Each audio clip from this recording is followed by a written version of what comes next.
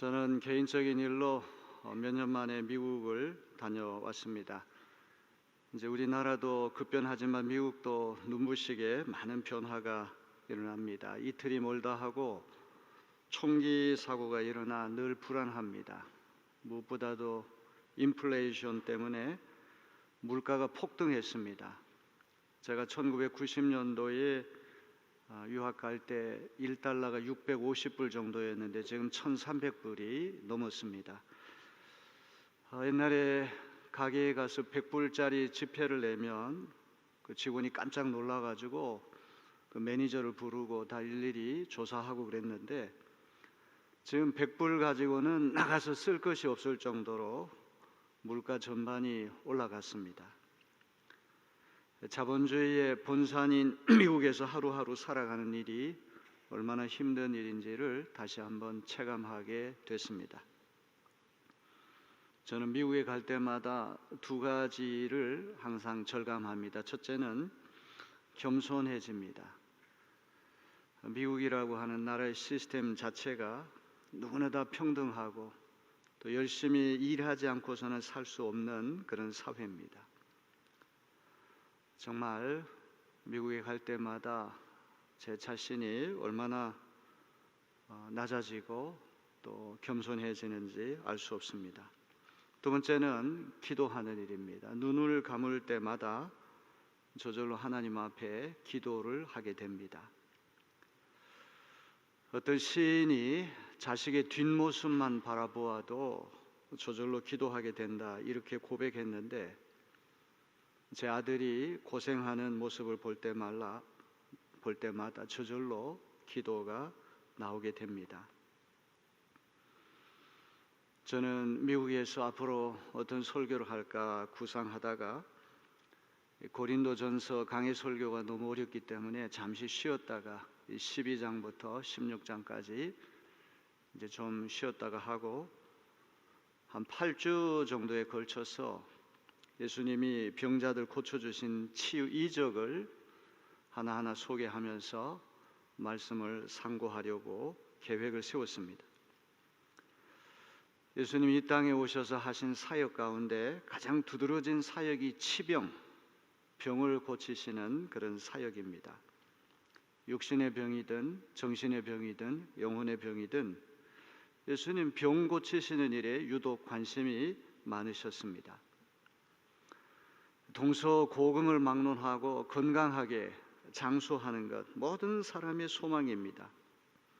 그러나 일평생 100% 건강하게 사는 사람은 아무도 없습니다. 살다 보면 몸에 이상이 오고 정신에도 마음에도 이상이 오고 영혼에도 어느 한 부분이 아프기 마련입니다.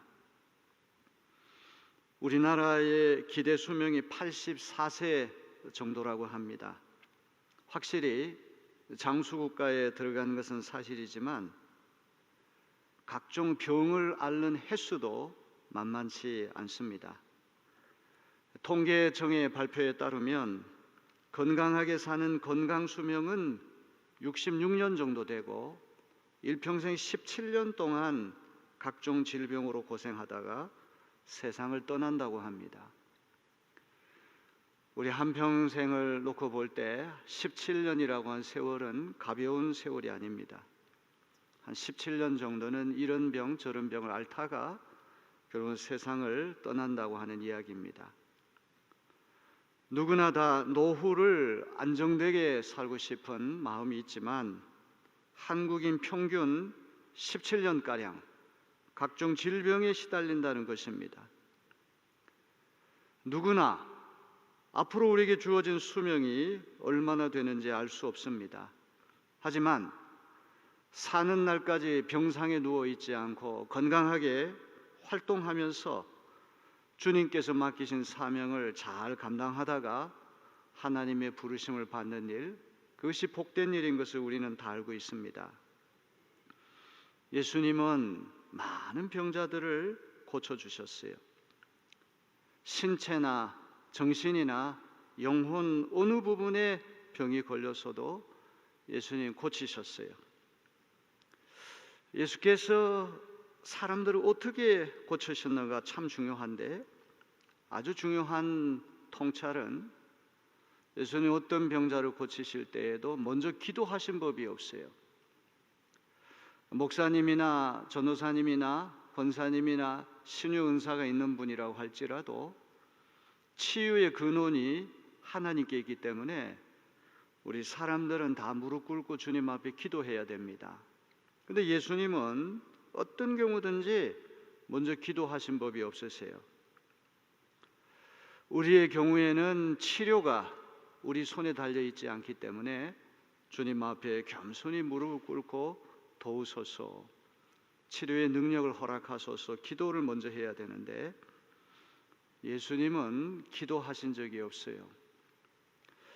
예수님 치병 치유 사역에서 아주 중요한 것은 예수님은 기도하실 필요가 없습니다. 왜냐하면 예수님이 치유의 근원이시고 치유하실 수 있는 권세와 능력이 예수님께 있기 때문에 그런 것입니다.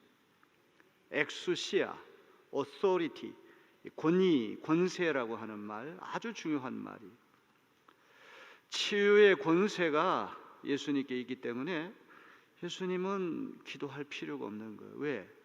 예수님이 치유의 주인공이시고 치유의 근원이 예수님께 나오기 때문에 그런 거예요. 오늘 여러분들이 8주 동안 설교를 듣는 가운데 어떤 질병을 앓든지 간에 마음속으로 기도하시기 바랍니다. 예수님께 치유의 권세가 있습니다. 치유의 능력은 주님께 있습니다. 엑수시아, authority, 권세, 권위라고 하는 것, 치유, 치병에 있어서 결정적으로 중요한 것임을 우리는 기억해야 됩니다. 사복음서를 한번 읽어보세요. 예수님 어떤 병을 고치시든지 간에 예수님 먼저 기도하신 적이 없어요. 예수님 자신의 권위로 명령을 내리실 뿐입니다. 선언하시는 겁니다. 그러면 원격 치유가 일어납니다. 현장에 가지 않아도 권세 있는 말씀 한마디로부터 멀리 있는 이가 고침받는 역사가 일어납니다. 사복음서를 읽어보면 예수님이 26차례 정도 치유 사역을 행하신 것을 볼 수 있습니다. 대체적으로 순서를 말씀드린다면 중풍병자를 고치신 것으로부터 시작해서 예수님께서 잡히시던 날 밤 베드로가 성미 급해서 대제사장의 종 말고의 귀를 칼로 툭 쳐가지고 떨어뜨렸어요. 그때 그 말고의 귀를 원위치로 복귀시켜서 고쳐주신 이야기로 끝이 납니다. 중풍병자의 치유로부터 시작해서 말고의 귀를 원상 복귀시킨 치유까지 26차례 정도 예수님께 치유 이적을 행하셨어요. 구약 성경 읽어봐도 여러 곳에서 치유 이적이 기록됐고, 특별히 사도행전을 읽어보게 되면 이 초대교회, 신약교회 시대에도 사도들이 여러 가지 치유 이적을 행한 것을 우리는 볼 수 있습니다. 중요한 것은 치유는 엘리야나 엘리사나 바울이나 베드로와 같은 사람으로부터 유래한 것이 아니고 오로지 하나님 한 분으로부터 오는 것이기 때문에 오늘도 우리가 주님의 권세, 주님의 능력을 인정하고 겸손한 마음으로 주님 앞에 나아가면 치유 이적은 계속되는 줄로 믿습니다.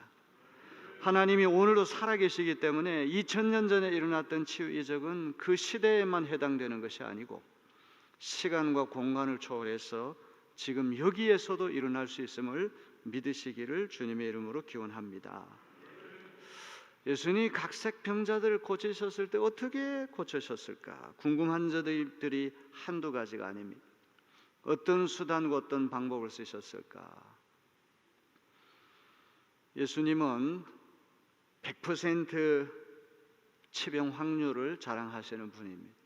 성경 읽어보세요. 한 번도 실패하신 적이 없어요. 어떤 병에 걸렸든지 예수님께 찾아오는 이들마다 예수님이 다 고치셨기 때문에 치유 확률이 100% 됩니다. 의사 선생님들 가운데도 암을 잘 치료해가지고 한 번도 실패한 적이 없는 훌륭한 분들이 계시지 않습니까?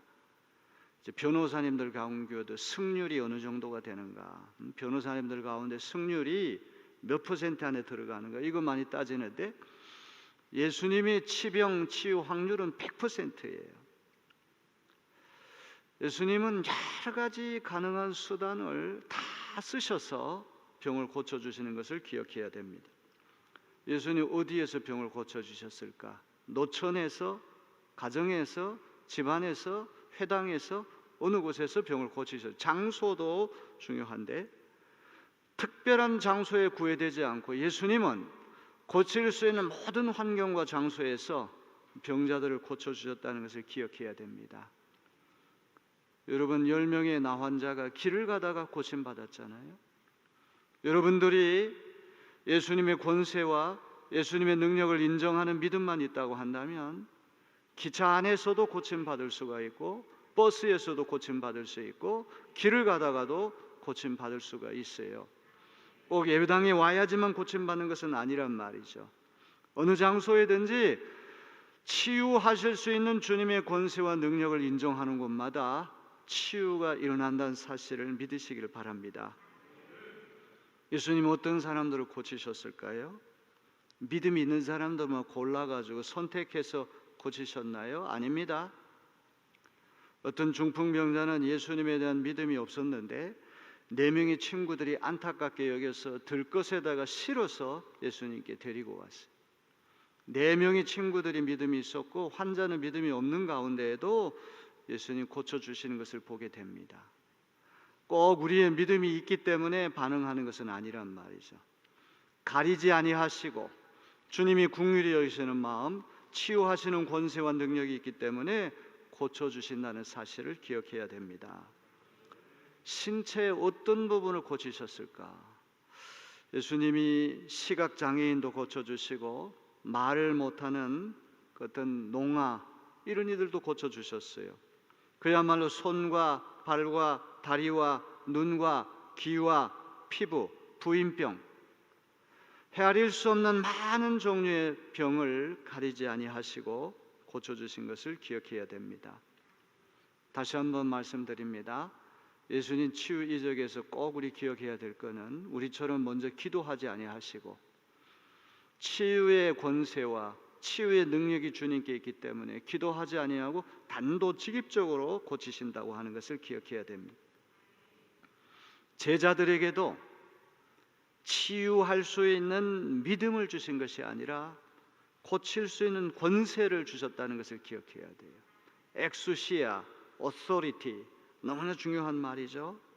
제자들이 병자들을 고칠 수 있는 것도 자기 힘이나 자기 권세가 아닙니다. 믿음으로 되는 것이 아니라 예수님의 권세를 붙들고 그 예수님의 권세를 의지하기 때문에 치병이 일어난다는 것을 기억해야 됩니다. 치유의 권세와 치유의 능력은 주님으로부터 오는 것입니다. 예수님은 언제 어디에서나 어떤 사람이나 어떤 형태의 질병도 어떤 방법을 통해서든지 다 고치셨어요.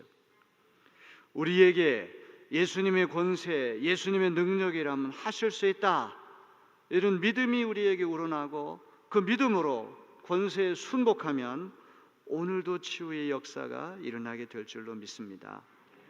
마태복음 14장 31절에 이런 고백이 나오잖아요. 예수님 이런 말씀하셨잖아요. 믿음이 작은 자여 왜 의심하였느냐. 예수님의 권세와 능력을 인정하고 순종하는 믿음만 있다면 얼마든지 치유 이적이 일어나는데 안 믿는다는 말이에요. 믿음이 작은 자여 왜 의심하였느냐. 오늘 우리에게 필요한 것은 예수님의 권세와 능력에 대한 믿음, 그 권세에 기꺼이 순복하는 순종, 이것이 오늘 우리에게 필요합니다. 치유는 사람이 하는 것이 아니죠. 오직 예수님의 권세와 능력으로부터 치유가 옵니다. 마가복음 9장 23절로부터 24절에 보면 이런 말씀이 나와요. 예수께서 이르시되 할 수 있거든이 무슨 말이냐. 믿는 자에게는 능히 하지 못할 일이 없느니라 하시니 곧 그 아이의 아버지가 소리를 질러 이르되 내가 믿나이다 나의 믿음 없는 것을 도와주소서 하더라. 나의 믿음 없는 것을 도와주소서. 중요한 말이에요. 주님, 제가 너무 믿음이 부족한데 제 믿음 없음을 도와주소서. 이런 고백이 그치지 않는 우리의 삶이 되어야 하겠습니다. 우리의 믿음이 때때로 부족하다고 할지라도 우리의 믿음으로 인해서 일어나는 것은 아니죠. 예수님의 권세와 예수님의 능력 때문에 치유 이적이 일어나기 때문에 하나님은 여호와 라파의 하나님, 치유하시는 하나님이신 까닭에 우리는 범사에 주님의 권세와 능력을 인정하는 하나님의 자녀들이 되어야 할 것입니다. 나병을 치유하시고 열병을 치유하시고 중풍병을 치유하셨는데 오늘 이 중풍병에 대한 치유 이적을 잠깐 살펴보려고 합니다. 이 중풍이라고 하는 건 뇌졸중이라고 얘기를 하죠. 영어로 스트로크라고 얘기를 합니다. 동맥경화, 뇌혈관이 막혀가지고 안으로 터지고 바깥으로 터지고, 우리나라에서 암 다음으로 사망 원인 제2위가 바로 이 뇌졸중 중풍이라고 하는 병입니다. 중풍은 마비가 돼요. 사실 마비된다고 하는 걸 풀어야 되잖아요. 마비라고 하는 것은 영적인 현상이기도 합니다. 이게 마비가 된다고 하는 거 참 어려운 일이에요. 우리 하는 모든 일이 은혜 가운데 풀려나야 돼요.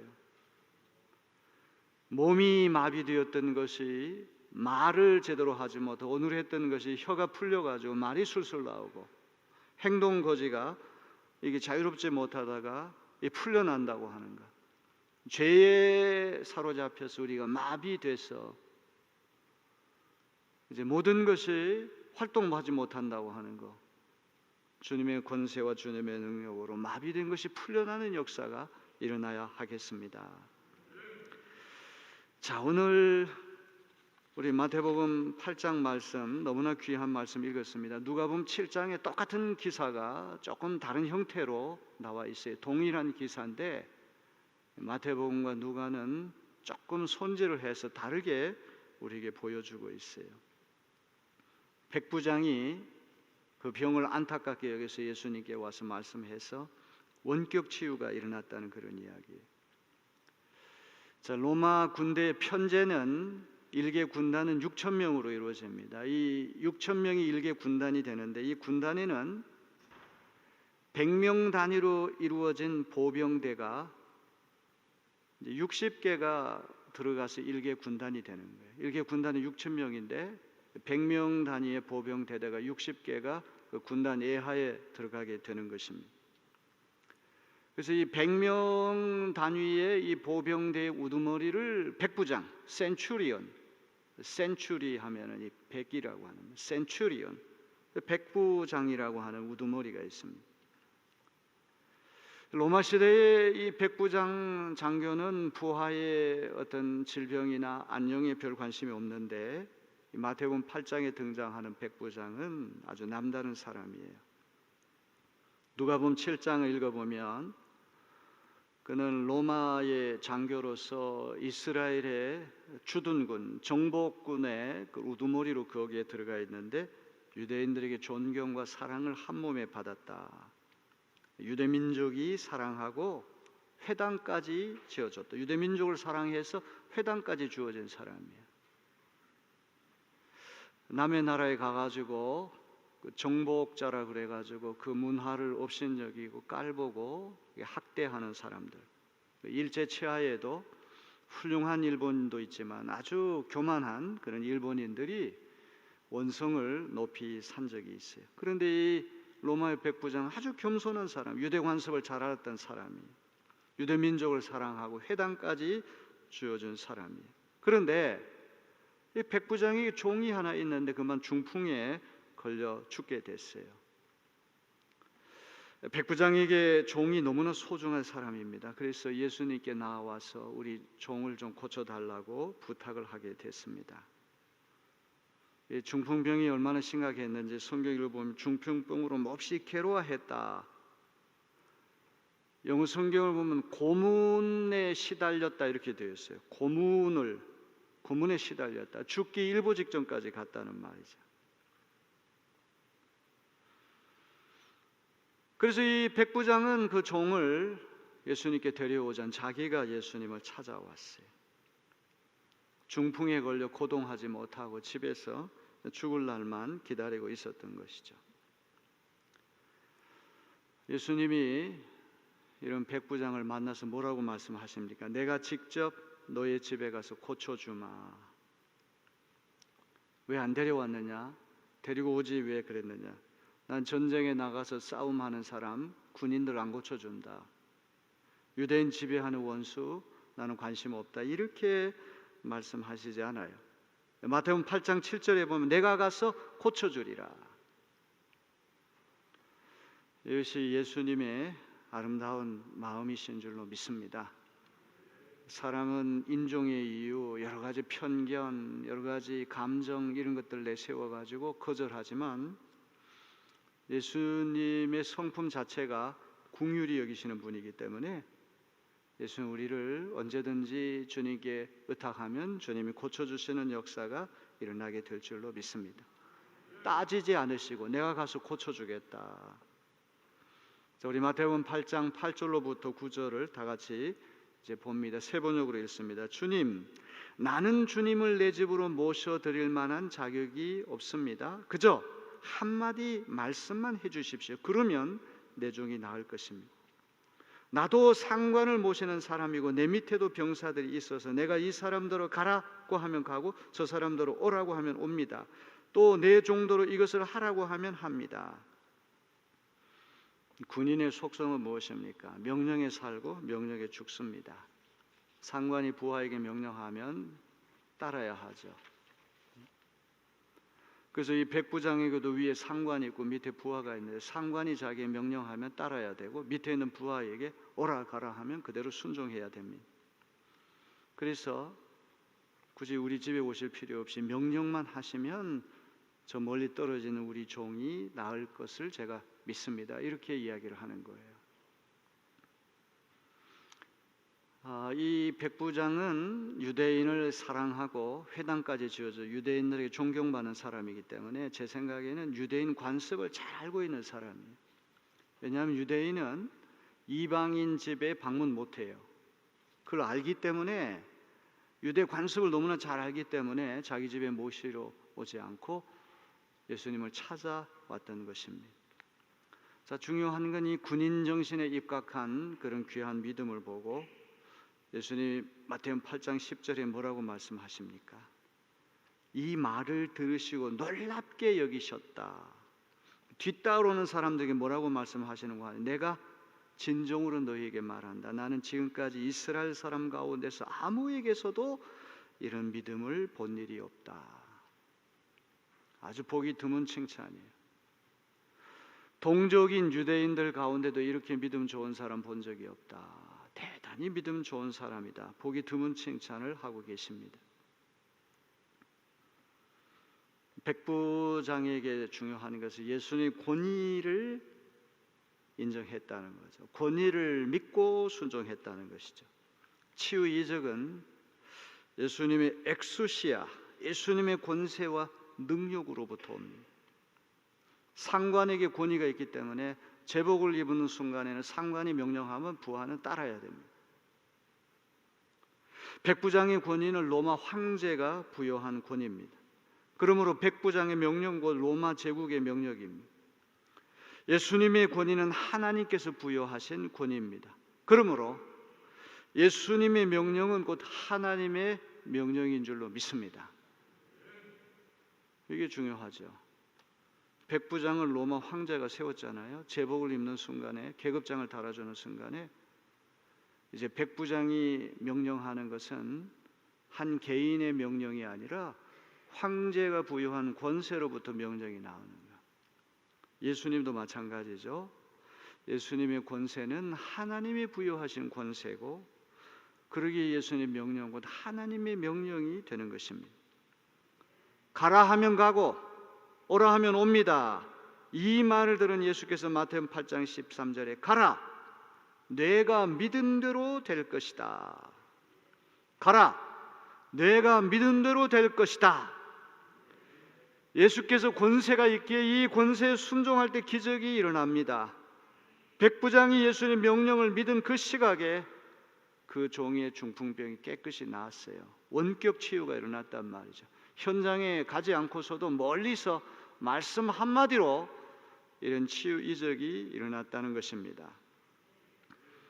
자, 이제 오늘 말씀을 정리를 해봐야 하겠습니다. 치유 이적에서 예수님에 대한 믿음 중요합니다. 그러나 그보다 더 중요한 것은 권위를 인정하는 것입니다. 교통순경이 경찰복을 입고 경찰차를 타고 접근합니다. 차를 멈추라고 하면 멈춰야 됩니다.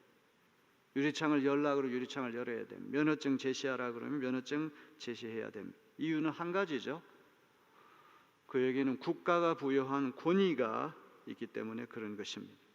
그러나 제가 지나가는 차를 멈추고 면허증을 보자 해도 순종할 사람은 없습니다. 왜? 저에게는 그런 권위가 없기 때문에 그런 것이죠. 법정에서 판사가 법복을 입고 판결을 내릴 때에는 권위가 있기 때문에 순종해야 되는 거 아닙니까? 거기에 우리는 불복할 수가 없는 것이죠. 하얀 의사 가운을 입은 의사 앞에 가서는 그 의사 선생이 어떤 진단을 내리고 어떤 처방을 하더라도 우리 권위를 인정하기 때문에 순종하게 되는 것입니다. 여러분, 이 권위라고 하는 거, 엑수시아라고 하는 거, 능력이라고 하는 거 너무나 중요한 것이죠. 예수님은 병자를 고치실 때 먼저 기도하시지 않습니다. 왜? 예수님 병 고칠 권세가 있기 때문이죠. 우리는 기도해야 됩니다. 아무도 스스로의 힘으로 스스로의 권세로 병자를 고치지 못해요. 괜히 신유의 기적이 자꾸 일어난다고 해서 교만해져 가지고 기도하지 않고 멋대로 대중을 조작하고 기만해 가지고 그렇게 한다면 그것은 하나님 앞에 벌받는 행위예요. 어떤 신유의 기적이 있다고 할지라도 우리는 도구일 뿐이기 때문에 항상 겸손해야 돼요. 우리를 도구로 이용해서 하나님이 고치시는 것이지 내가 잘나가지고 그렇게 되는 게 아니란 말이에요. 안타깝게도 지난 2000년 역사 동안에 사람을 속이고 대중을 조작하고 기만해서 그런 사례들이 많잖아요. 그것은 옳도당토 절대 일어나서는 안 될 일입니다. 여러분, 예수님은 치유하실 수 있는 권세가 있습니다. 능력이 있습니다. 교통순경이 우리에게 차를 멈추라 그러면 멈추고 면허증 보여달라면 보여줘야 되고, 법정에서 재판을 받을 때 법복을 입은 판사가 어떤 판결을 내려도 우리는 순복해야 되듯이 권세가 있기 때문에 그런 것이 아닙니까? 오늘 우리는 예수님의 권세를 믿을 수 있는, 인정할 수 있는 믿음, 그 권세에 순복할 수 있는 그런 믿음이 오늘 우리에게 있어야 할 줄로 믿습니다. 제가 지나가는 차를 붙들고 서라, 유리창 열어라, 면허증 제시하라, 아무도 안 듣습니다. 이유는 왜 그렇습니까? 권위가 없기 때문에 그런 것이죠. 예수님은 어떤 종류의 질병이 있으신지 하나님의 이름으로 고칠 수 있는 엑수시아, 권세를 갖고 계신 분이기 때문에 우리는 그 권세를 인정하고 그 권세와 명령에 기꺼이 순복하는 하나님의 자녀들이 된다면 오늘도 치유의 이적이 다 일어나게 될 줄로 믿습니다. 미국에서 비행기 타고 오면서 제가 치유에 관한 글들을 읽다가 어떤 목사님이 완전히 이제 의식이 다 이제 다 사라지고 그냥 뇌사 상태에 있는 사람을 기도해 달라고 어떤 목사님이 요청을 받았어요. 이 목사님 믿음이 없었거든요. 이제는 장례식 준비만 해야지. 그래서 형식적으로 기도만 해주고 이제 명함을 거기다 놓고 왔어요. 앞으로 장례식에 있으면 자기 부탁하라고 명함을 놓고 왔는데 얼마 지나지 않아가지고 그 사람이 살아났다는 거예요. 그래가지고 이 목사님이 회개했다는 거예요. 치유는 사람의 힘으로 되는 것이 아니고 예수님 하시는 것이다. 예수님께 권세가 있다. 예수님께 능력이 있다. 내가 섣불리 인간적인 판단을 했구나. 회개했다는 거예요. 우리 교회에도 이런저런 질병으로 안타깝게 고생하시는 분들이 있습니다. 이번 기회에 8번의 치유 이적을 잘 들으시고 치유할 수 있는 권세와 능력을 가지신 주님께 순복하여 신기하고도 놀라운 치병 치유의 이적을 경험하는 계절 되시기를 주님의 이름으로 기원합니다. 하나님께 영광을 돌리고 사는 날까지 건강하게 하나님 부르시는 그날까지 항상 하나님 앞에 복된 일을 하다가 자는 듯이 하나님 부르심을 받는 하나님의 자녀들이 된다면 그 얼마나 귀하고 아름다운 일입니까? 다 이 질병에서부터 노임받고 새롭게 되는 역사가 일어나게 되기를 주님의 이름으로 기원합니다. 우리 나병 환자 10명 고침받는 이야기에서 치유와 구원이 다이멘션, 이 차원이 다르다고 하는 거 우리 배웠잖아요. 9명은 몸만 치료받고 영혼의 구원은 받지 못했어요. 우리가 치유 육체의 질고를 고침받지 못하더라도 구원받는 게 더 중요한 거예요. 아멘. 왜냐하면 구원이라고 하는 것이 훨씬 더 근원적이고 더 복된 것이기 때문에 그런 것이죠. 더 좋은 것은 치유도 받고 구원받는 것, 전인격적인 구원, 전인격적인 치유, 이게 더 중요한 것입니다. 우리 이번 8번 하나님 말씀을 듣는 동안에 엑수시아, 주님의 권세를 인정하고 치유의 능력을 인정하고 기꺼이 순복하여 다 치유의 이적을 경험하며 살아가는 우리 모두 되시기를 주님의 이름으로 기원합니다. 다 눈을 감으시기 바랍니다. 여러분 몸 아프신 데 다 있을 텐데 거기에 오른손을 그 신체 부위에다가 환부에다가 대시고 주님 앞에 기도하시기 바랍니다. 주님, 저의 믿음 없음을 도와주소서. 주여, 저에게 믿음을 주시고 주님의 치유의 권세와 능력을 인정하고 순종할 수 있는 믿음의 사람 되게 해 주옵소서. 우리 주여 한번 외치고 이 시간 기도 올립니다.